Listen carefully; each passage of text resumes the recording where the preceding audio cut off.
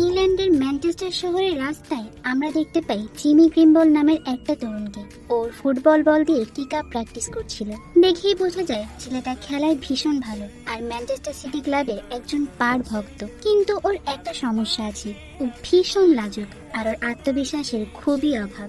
আর এই কারণেই সে ওর অসাধারণ ট্যালেন্টটা সবার সামনে তুলে ধরতে ভয় পায়। একদিন জিমি ওর অ্যাপার্টমেন্টের বারান্দায় প্র্যাকটিস করছিল। এমন সময় ওর মা ডোনার নতুন বয়ফ্রেন্ড জনি ওর সঙ্গে দেখা করতে আসে। জনি লোকটা একটু অদ্ভুত টাইপের, কিন্তু ও জিমিকে খুশি করার জন্য ওর সাথে ফুটবল খেলতে যায়। কিন্তু খেলতে গিয়ে একটা ছোটখাটো ঝগড়ার সময় জনি জিমিকে মাটিতে ফেলে দেয়। এতে জিমি আরো বেশি আনকমফোর্টেবল হয়ে পড়ে। জনি চলে যাওয়ার পর মা ডোনা তার ছেলেকে রিকোয়েস্ট করে যেন ও জনিকে একটা সুযোগ দেয়। পরের দিন জিমি গ্রিন রক হাই স্কুলে যায়, যেখানে ওর জন্য অপেক্ষা করছিল আর একটা সমস্যা, স্কুলের বুলি ছেলেরা। এদের মধ্যে হেড হলো সাইকো, যে ম্যানচেস্টার ইউনাইটেডের ঘোর বিরোধী, আর তার সবচেয়ে কাছের বন্ধু গর্ডন।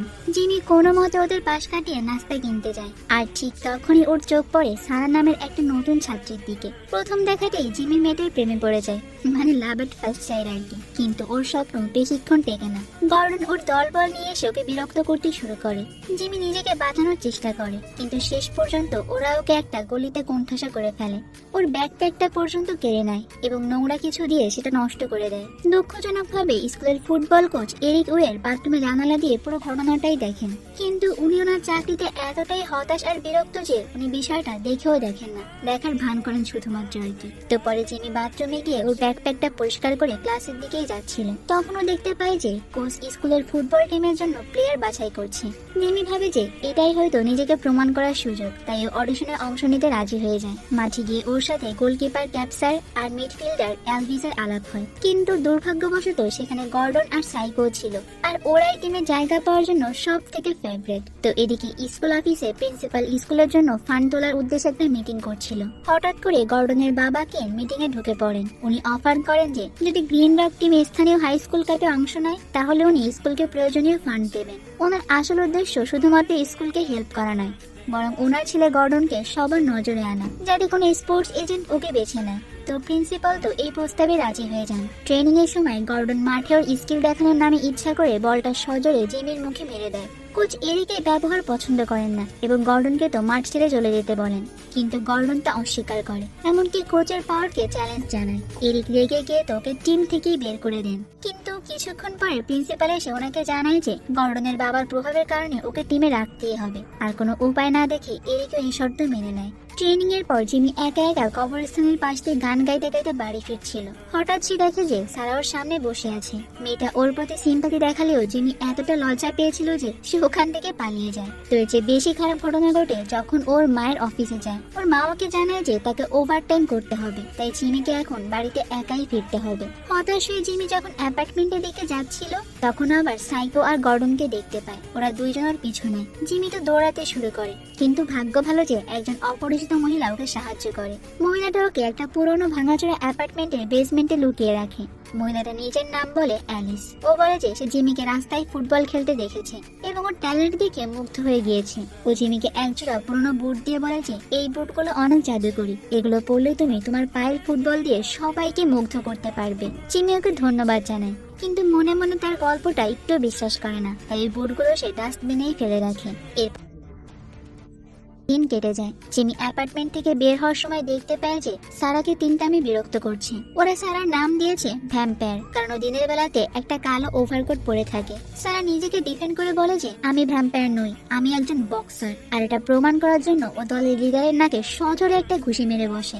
সারার এই সাহসী অ্যাটিটিউড দেখে তো জিমি ওর প্রতি আরো বেশি ইমপ্রেসড হয়ে যায়।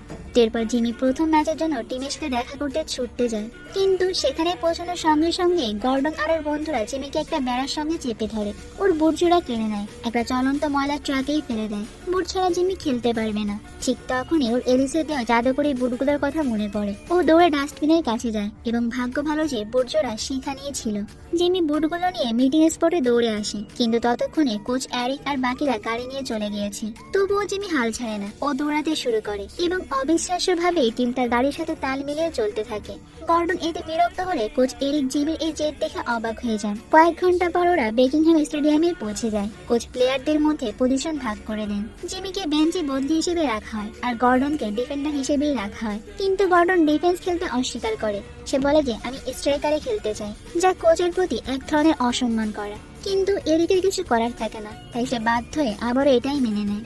খেলা শুরু হয়ে যায়, কিন্তু টিমটা বুঝতে পারে যে রেকিংহামের বিরুদ্ধে ফুটবলের নিয়ম খাটে না। মাঠটা ছিল কাদায় ভরা আর বিপক্ষ দলের প্লেয়াররা ঘুষি, লাঠি আর হেডবাট দিয়ে অ্যাটাক করছিল।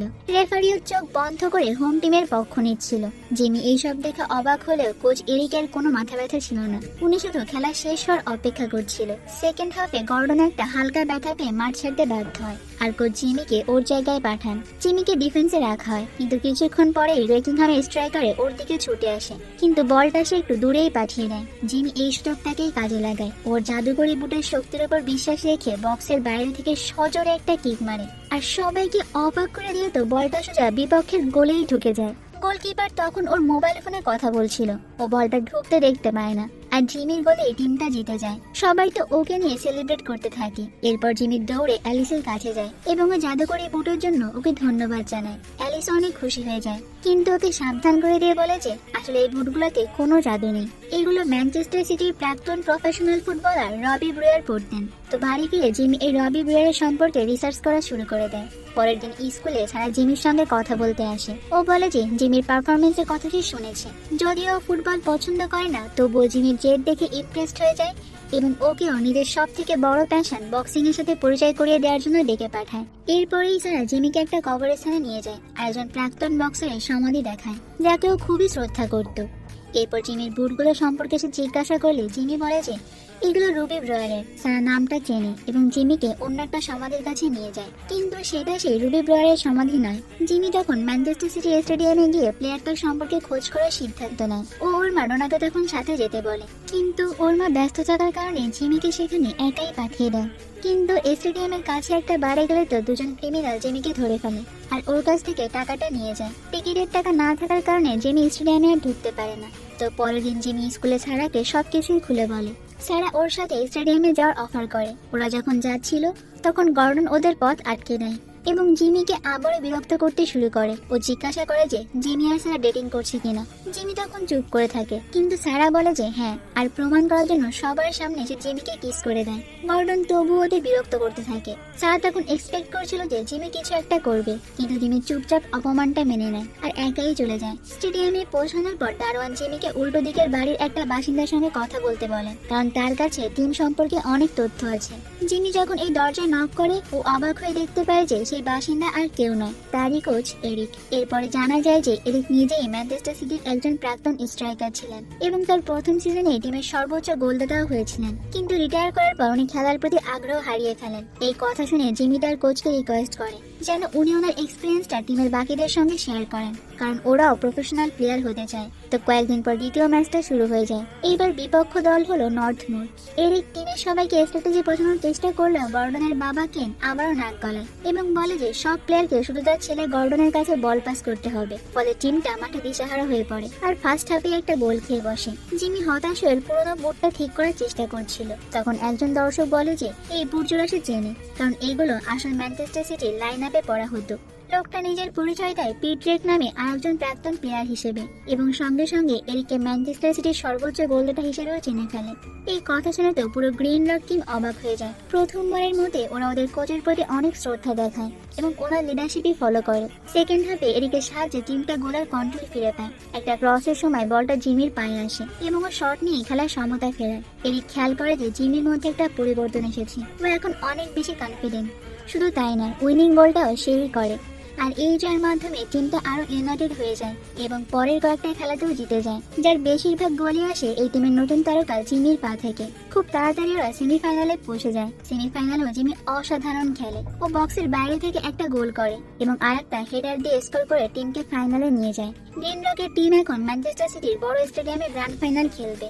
জিমি অ্যালিসের কাছে গিয়ে রবি ব্রুয়ারের সম্পর্কে জিজ্ঞাসা করে অ্যালিস জানায় যে রবি ওর খুব কাছের একজন ছিল, কিন্তু একটা মিথ্যার কারণে ওরা আলাদা হয়ে যায়। রবির একটা রোগ ছিল যা ওর চোখের পাওয়ারকে এফেক্ট করেছিল, কিন্তু ওর ক্যারিয়ার বাঁচানোর জন্য ব্যাপারটা সে লুকিয়ে রেখেছিল। অ্যালিস তখন বলে যে কখনো কখনো যখন তুমি কাউকে খুব ভালোবাসো তখন একটা ছোট্ট মিথ্যাও কঠিন সত্যির চেয়ে অনেক বেশি কষ্ট দেয়। জিমি ওর এই কথার সাথে একমত না হলেও অ্যালিসকে ফাইনাল ম্যাচ দেখার জন্য ইনভাইট করে আসে। ফাইনালের দিন ঘনিয়ে আসে। জিমি ট্রেনিং এর জন্য যাওয়ার পথে সবার সঙ্গে দেখা করে। সারা জানায় যে ও ফাইনাল দেখতে স্টেডিয়ামে যাবে, যা শুনে জিমি তো খুবই খুশি হয়ে যায়। কিন্তু ও যখন যাচ্ছিল তখন দেখতে পায় যে অ্যালিসের সেই পরিত্যক্ত বাড়িটার সামনে একটা ক্রেন দাঁড়িয়ে আছে।